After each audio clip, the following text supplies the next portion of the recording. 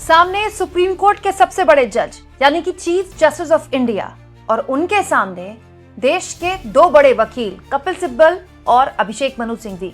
आप जानते हैं दोस्तों, एसआईआर के मुद्दे पर लगातार सुप्रीम कोर्ट पर बहस चल रही है।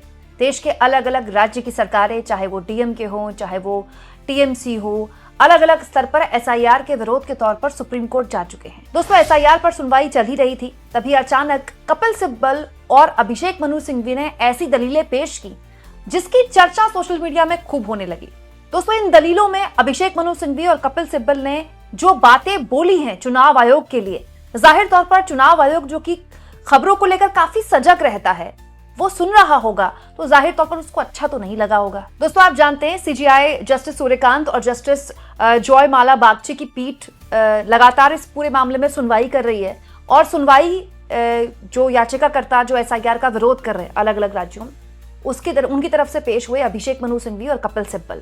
लेकिन जो बातें अभिषेक मनु सिंघवी ने बोली हैं, भले ही कोर्ट में एसआईआर के विरोध में बोली हों, लेकिन ये बातें दूर तलक गई होंगी। दोस्तों, सुप्रीम कोर्ट से निकलकर ये आवाज चुनाव आयोग के दफ्तर जरूर गई होगी। सबसे पहले कपिल सिब्बल ने जो बात बड़ी दिलचस्प बोली है, दोस्तों सुनिए कपिल सिब्बल क्या कह रहे हैं।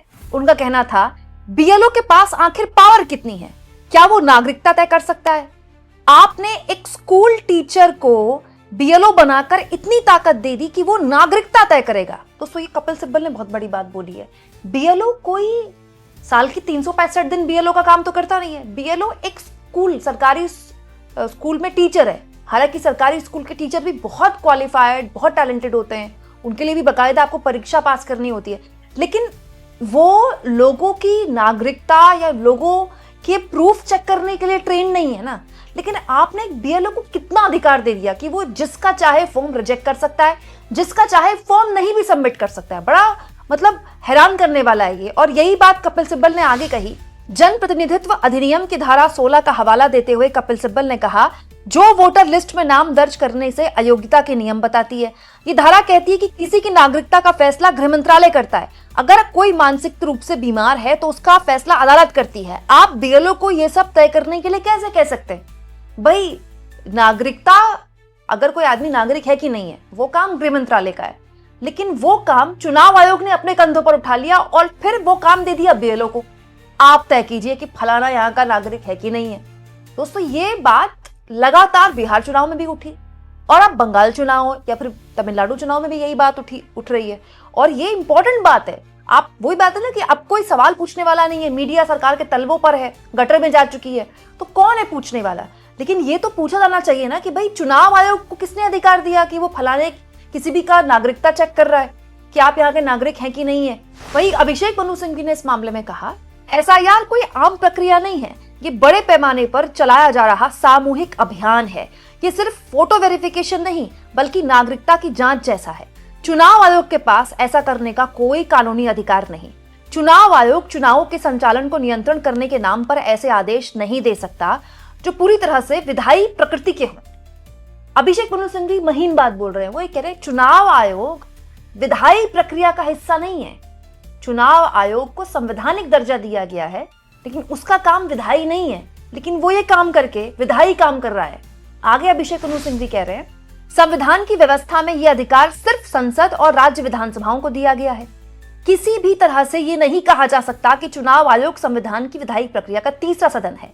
सिर्फ इसीलिए कि चुनाव आयोग को संविधान के तहत बनाया गया है, उसे पूरी तरह कानून बनाने की शक्ति नहीं मिल जाती है। चुनाव आयोग इसी बहाने से वास्तविक और ठोस बदलाव कर रहा है जो कि कानून बनाना है, वे इसे छिपाने की कोशिश कर रहे हैं। दोस्तों, अभिषेक मनु सिंघवी बड़ी बात बोल रहे हैं। वो ये कह रहे हैं कि चुनाव आयोग का काम कानून बनाना नहीं है, चुनाव आयोग का काम केवल और केवल चुनाव करवाना है। लेकिन वो न केवल विधायी काम में हस्तक्षेप कर रहा है बल्कि वो काम कर रहा है जो संसद करती है, विधानसभाएं करती है। इसीलिए अभिषेक मनु सिंघवी और कपिल सिब्बल की इन बातों पर बड़ी चर्चा हो रही है। लेकिन ये बात सच है दोस्तों कि बीएलओस की प्रताड़ना हो रही है, बीएलओस की जान जा रही है, तो बिल्कुल सच्चाई है। ये तो एसआईआर का एक बिल्कुल ऐसा रूप है जिसके बारे में किसी ने कल्पना नहीं की थी। लेकिन आप ये भी तो सोचिए ना दोस्तों कि एक बीएलओ एक सामान्य शिक्षक ही तो है, एक आंगनबाड़ी वर्कर ही तो है, एक जीविका दीदी ही तो है। आप एक ऐसे शख्स पर इतना भरोसा कैसे कर सकते हैं जो उस काम के लिए प्रशिक्षित नहीं है? एक दूसरा, आप ऐसे शख्स पर कैसे भरोसा कर सकते हैं जो उस राज्य की सरकार के पेरोल पे है? ये भी तो एक सच्चाई है ना दोस्तों कि बिहार में जीविका दीदियां जो कि राज्य सरकार के पेरोल पे हैं, उनको चुनाव के काम में लगाया गया, उन्होंने चुनाव प्रभावित किया है। आप बिहार में किसी भी से जाके पूछ लीजिए, पोलिंग बूथ में जीविका दीदियों की ड्यूटी लगाई गई और उन्होंने कितना इन्फ्लुएंस किया चुनाव को। और दोस्तों ये सब कुछ चुनाव आयोग ने होते हुए देखा, ये एसआईआर के दौरान भी हुआ बिहार में और ये बाकी राज्यों में भी हो रहा है। और इसका खामियाजा बीजेपी को भी भुगतना पड़ेगा। क्यों? क्योंकि बीजेपी भी तो कुछ राज्यों में विपक्ष में है। सेम शिकायत बीजेपी पश्चिम बंगाल में कर रही है कि ममता बनर्जी जो है वो बीएलओ को प्रभावित कर रही है। वो शिकायत राज्य में बिहार में विपक्ष ने की थी कि एनडीए की सरकार बीएलओ को प्रभावित कर रही है। ये बात बिल्कुल सच है दोस्तों कि एसआईआर की प्रक्रिया चल रही है। एसआईआर की प्रक्रिया सुप्रीम कोर्ट में हो रही सुनवाई से नहीं रुकेगी, लेकिन इन बातों को इतिहास में हमेशा के लिए दर्ज किया जाएगा कि कोई दो वकील थे जो खड़े होकर सुप्रीम कोर्ट में एसआईआर को लेकर ये बातें बता रहे थे, चाहे फैसला कोई भी आया। इस बात को इतिहास में हमेशा दर्ज किया जाएगा कि कोई योगेंद्र यादव थे जिन्होंने चलते हुए बिहार पे, जहां पर एसआईआर चल रही थी, वहां पर जिंदा लोगों को सुप्रीम कोर्ट में खड़ा कर दिया, ये बताते हुए कि आपने इनको मृत घोषित कर दिया एसआईआर में, ये देखिए मैंने इनको जिंदा खड़ा कर दिया।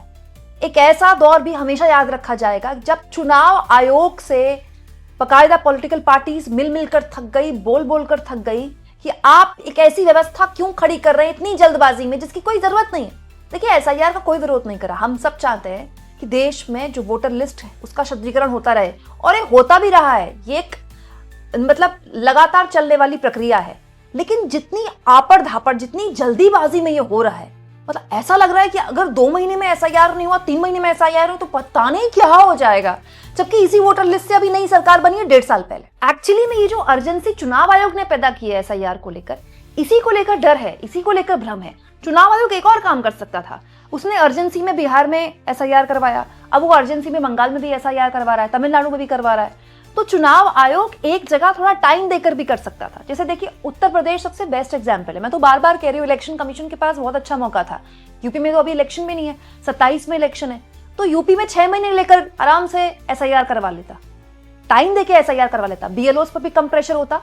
और चुनाव आयोग के पास 2 केस स्टडीज होती है कि एक जगह हमने 6 महीने देकर किया, एक जगह हमने अपने टाइम फ्रेम में किया।